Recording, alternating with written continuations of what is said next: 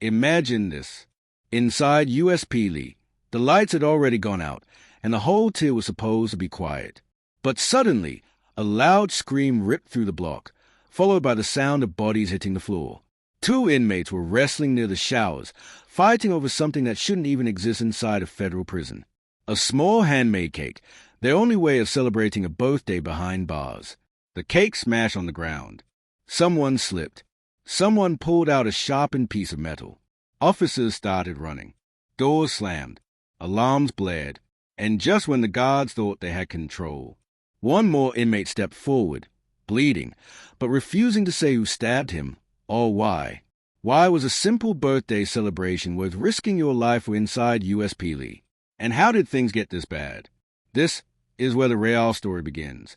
USP Lee sits deep in the Appalachian Mountains, far from major cities. Many inmates call it the last stop, because once you get sent here, it means the federal system believes you are too dangerous for anywhere else. When new arrivals step into the compound, the first thing they feel is the cold wind cutting through the yard.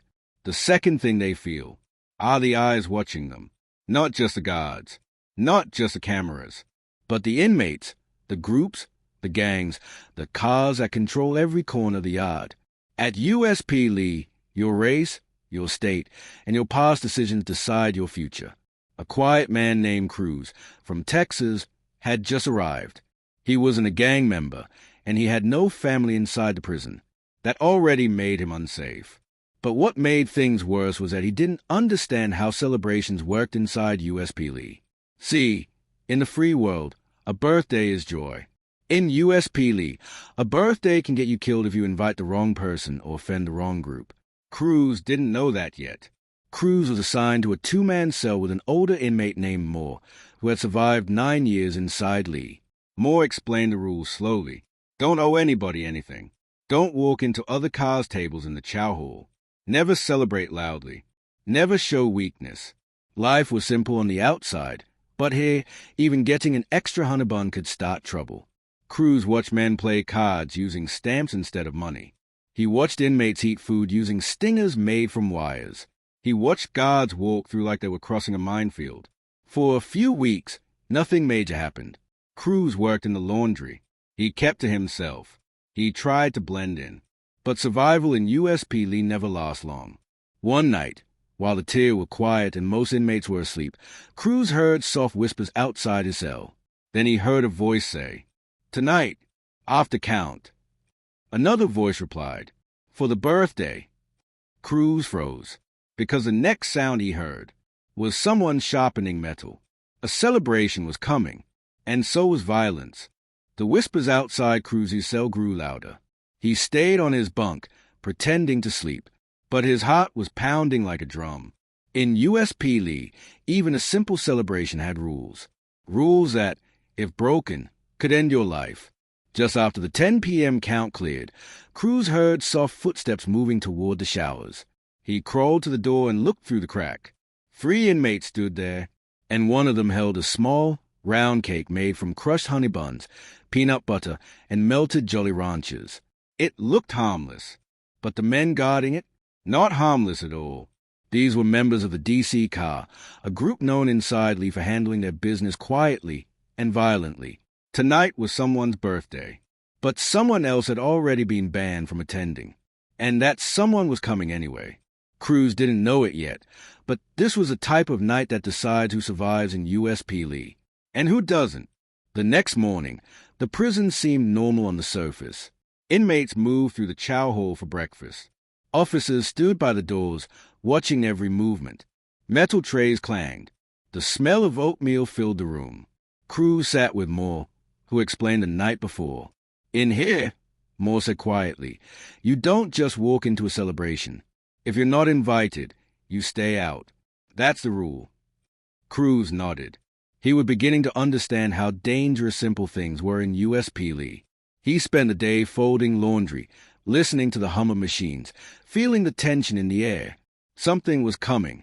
He could feel it. Even the guards seemed more alert, walking faster, checking IDs twice. But by lunchtime, nothing had happened. Some inmates joked. Some traded stamps. Some lifted weights in the yard.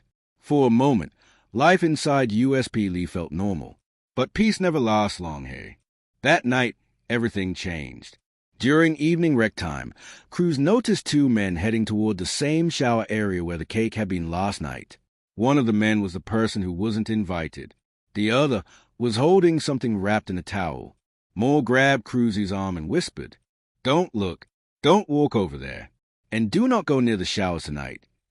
Cruz nodded, but he could still hear the footsteps. He could still feel the tension. Within seconds, the quiet rec area exploded into chaos. A loud thud, a grunt of pain, someone shouting, "Yo, yo, it's going down." Cruz turned his head, just enough to see an inmate stumbling out of the showers, with blood running down his arm. Officers rushed in. Alarm screamed. People hit the floor. But the attacker, he was still inside the showers, waiting for the next man who dared walk through the door.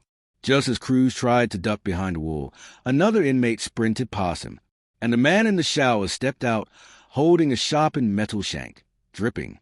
Their eyes locked for a split second, and Cruz realized the attacker wasn't finished. He was looking for his next target. The inmate with the dripping shank stepped fully into the hallway, breathing hard, eyes wild. His white T-shirt was soaked with sweat and someone else's blood. Cruz froze behind a concrete pillar, barely breathing. The attacker looked left, then right, searching for his next target. The whole rec area felt like it stopped moving. A guard shouted, "Stop, drop the weapon." But the inmate didn't.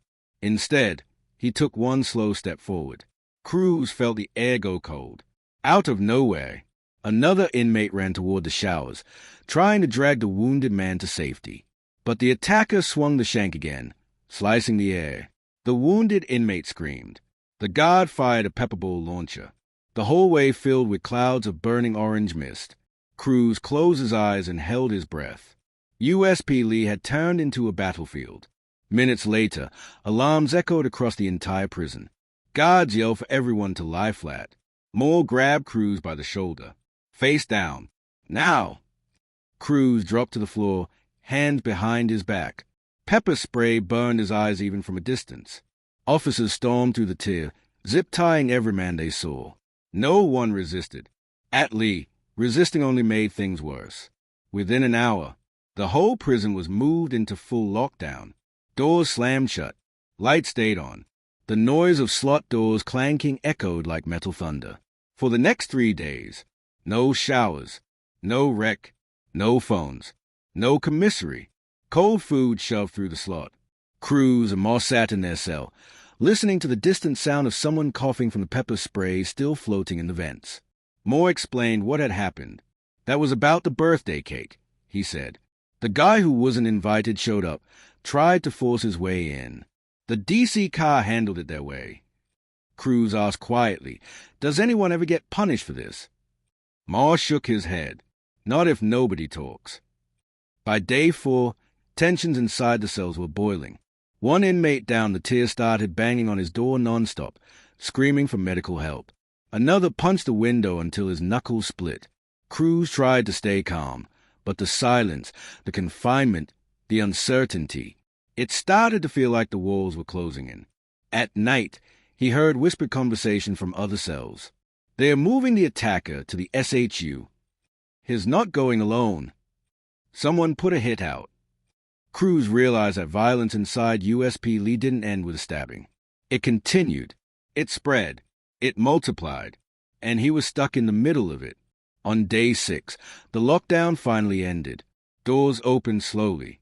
Officers told inmates to go back to normal movement. But nothing was normal. Cruz stepped into the hallway, and the first thing he saw made his stomach twist. Right outside his cell door, smeared across the concrete wall, was a message written in toothpaste. "DC owns this range. Stay in your place." And right under it, a small drawing of a knife. Cruz realized the violence wasn't over. It was just beginning. Cruz stared at the toothpaste message on the wall. "DC owns this range. Stay in your place." The letters looked fresh, like they were written only minutes ago. Moore stepped beside him, squinting at the message. "That's not just a warning," Moore whispered. "That's a claim." In USP Lee, claiming a range meant control.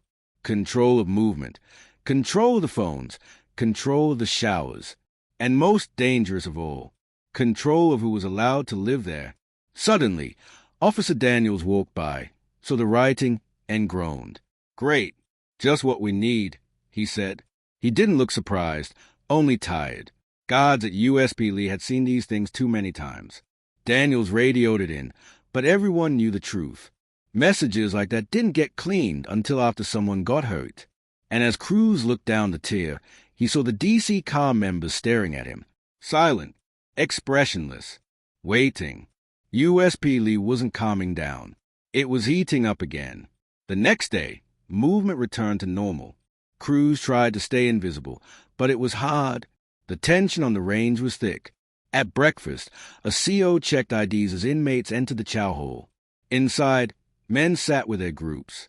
DC car at one table, Texas car at another, whites near the wall, paisas in the corner. Everyone watched everyone. Cruz sat quietly with Moore, eating cold pancakes. Moore spoke in a low voice. "Listen, don't use the phones today. DC car is controlling them. If they see you on one, and you ain't supposed to be..." He tapped the table twice. "That's it."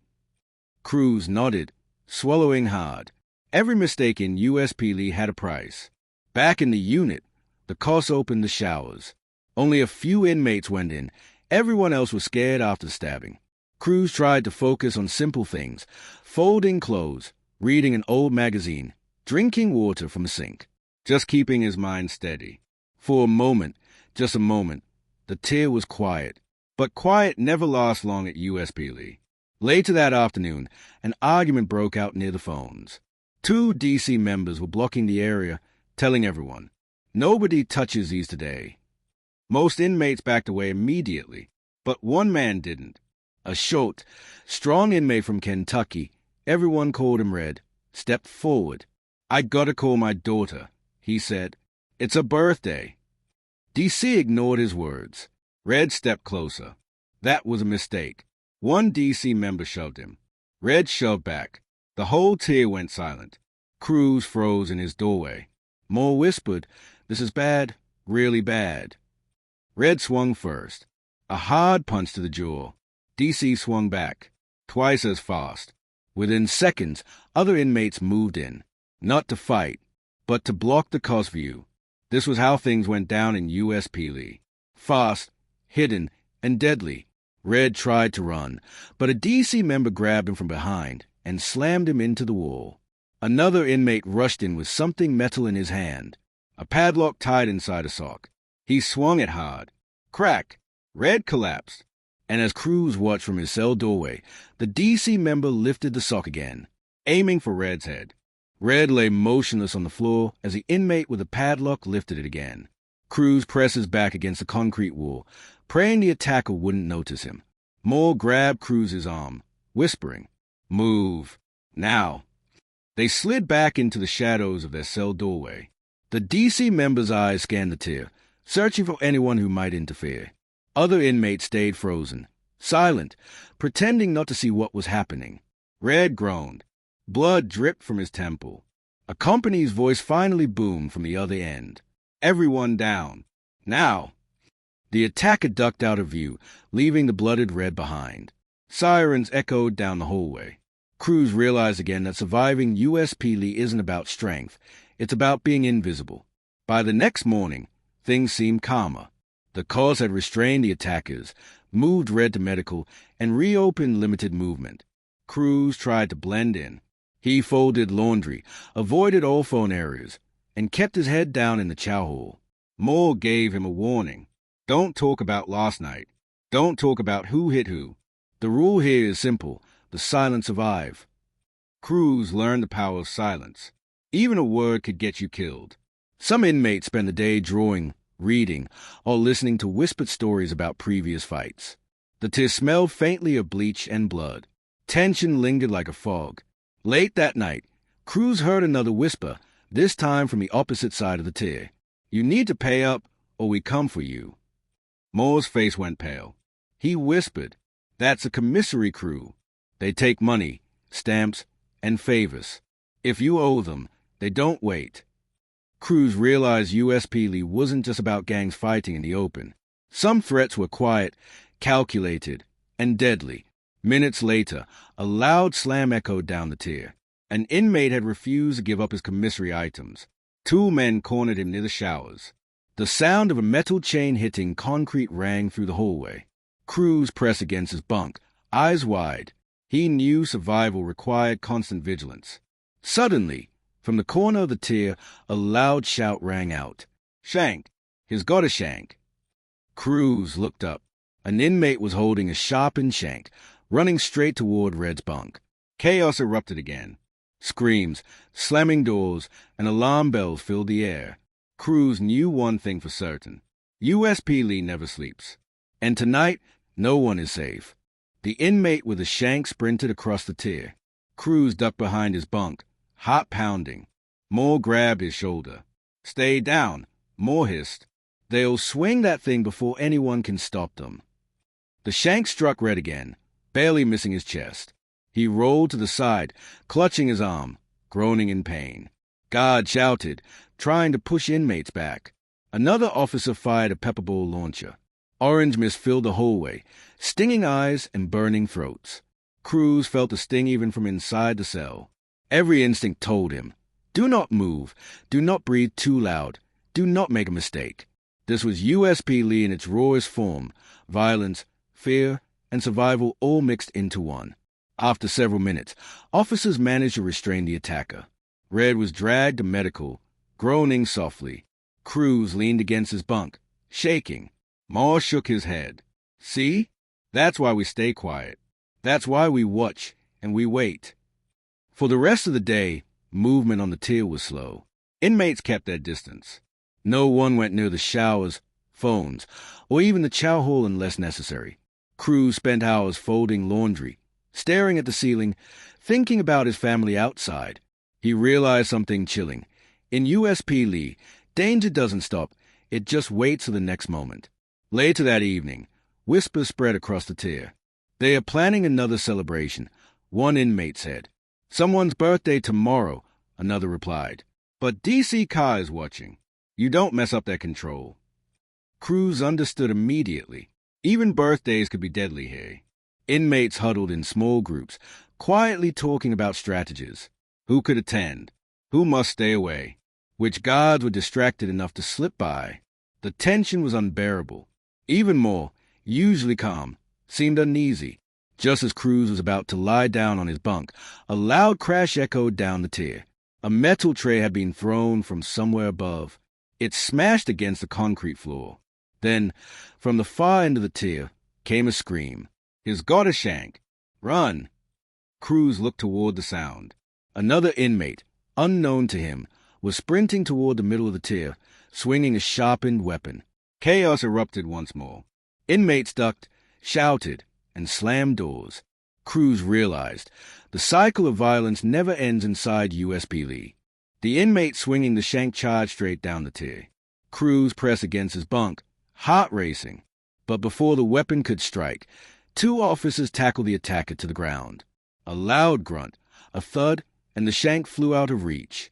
Other inmates scattered, shouting and ducking. Red, still blooded from the previous attack, crawled to a corner, breathing hard. Cruz realized he had survived another night in USP Lee. Barely. For the first time, he noticed the exhaustion in the guards' eyes. They had seen this chaos many times before, and they had learned to react fast, but even they couldn't prevent every incident. By morning, the tier was mostly calm.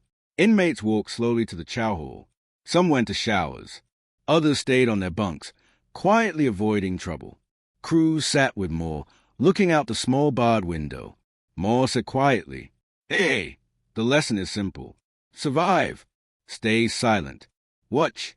Don't make yourself a target. Don't trust anyone too much. And never, ever think you're safe." Cruz nodded. He understood now what USP Lee demanded: constant vigilance, respect, and an understanding that life inside these walls were fragile. Over the next few weeks, Cruz adapted. He learned how to avoid the wrong people, how to stay invisible during conflicts, and how to keep his possessions safe from the commissary crew. He witnessed small celebrations, quiet birthdays with only a handful of trusted inmates, but never again did he step into the spotlight. He learned the difference between survival and bravado. Every step, every action, every word mattered. One night, Cruz lay on his bunk, staring at the ceiling. Through the small window, he saw the cold mountains outside, silent and unmoving. Then, from the far end of the tier, he heard a single metallic clang, a reminder that USP Lee never truly sleeps. Even in the quiet, the danger is always present. Cruz realized the ultimate truth of life inside USP Lee. Hey, survival is everything, and silence is your only weapon. And with that, he closed his eyes, ready to face another day.